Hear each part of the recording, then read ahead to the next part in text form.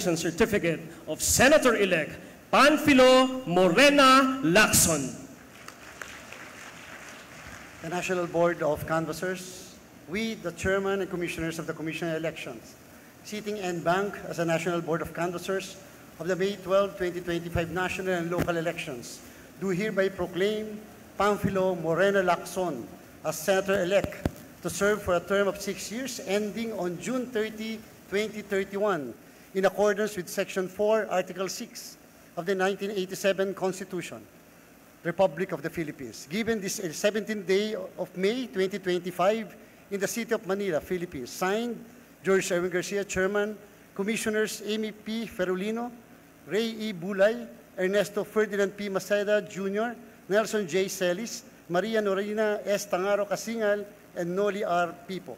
Attested to Fisto E. Elnas Jr., Executive Director.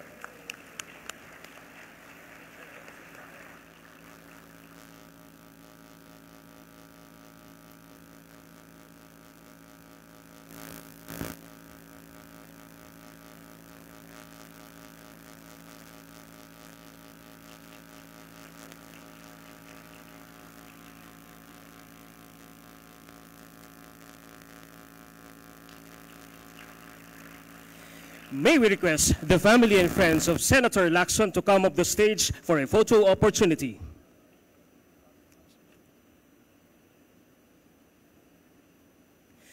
Now may we request Senator Lacson for a short message.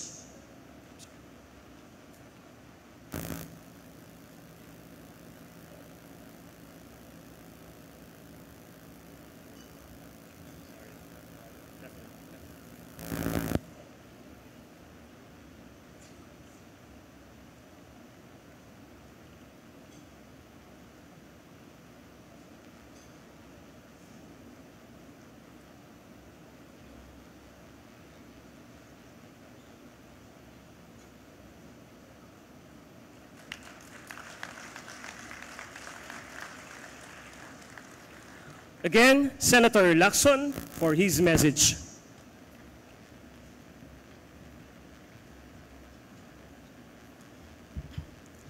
Matagal-tagal ko na rin kakilala si Chairman Garcia, no? At kung di ako nagkakamali, kami magkababayan sa lalawigan ng Cavite. Pero hindi ko akalain na ganito pala siya kasadista, no?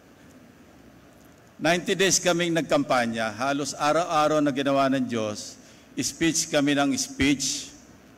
Nung makita ko yung programa, speech na naman, poproklama na kami, panalo na kami, speech na naman, Chairman. Levity aside, no? Barring any future adverse, serious, and credible issues or accusations raised against the Commission on Elections in the conduct of the May 2025 elections, I take my hat off to Chairman Garcia, the COMELEC commissioners, the staff, the employees of the Commission on Elections for a job well done.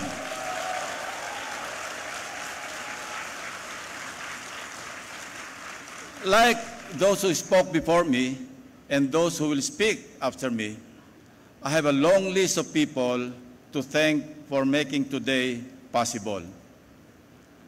But I will only mention three most important individuals: God, my dear mother, and my dear father. Incidentally, they are all in heaven. Natatandaan ko noong kami maliliit pa, kami magkakapatid, hindi ko makakalimutan yung paulit-ulit na binibilin sa akin or sa amin ng aking mahal na ina. Huwag kayong magnanakaw, huwag niyong kukunin ang hindi para sa inyo. Katunayan, isang Lunes ng hapon, dumating ang aking nakakatandang kapatid.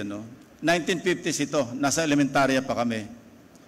Tuwan-tuwa siya, binabalita sa aking ina, Inay, nakapulot po ako ng 1 sentimo. And mind you, Huwag natin matayin ng 1 sentimo ng araw, ng 1950s. Late 50s po ito.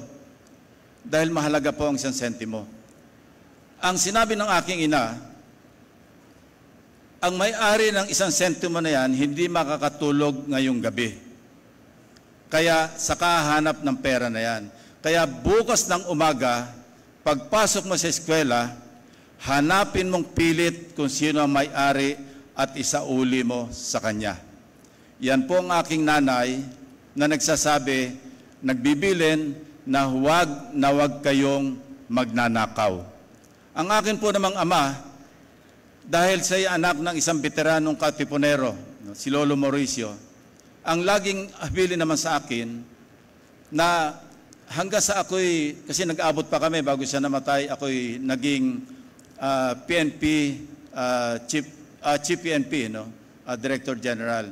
Ang bili niya sa akin, simple lamang, lagi mong pakakatandaan, Ping, sabi niya, ang tama ay paglaban, ang mali ay labanan. Yon po ang aking naging panuntunan, naging aking gabay sa mahigit 50 taon na ako'y nagsilbi sa gobyerno. 20 taon bilang sundalo, 10 taon bilang pulis, at 18 taon bilang senador. At ito po, Chairman, Commissioners, will be my 4th term as an elected Senator of the Republic. Mabuhay po ang Pilipinas, mabuhay ang COMELEC, at mabuhay po tayong lahat. Thank you very much, Senator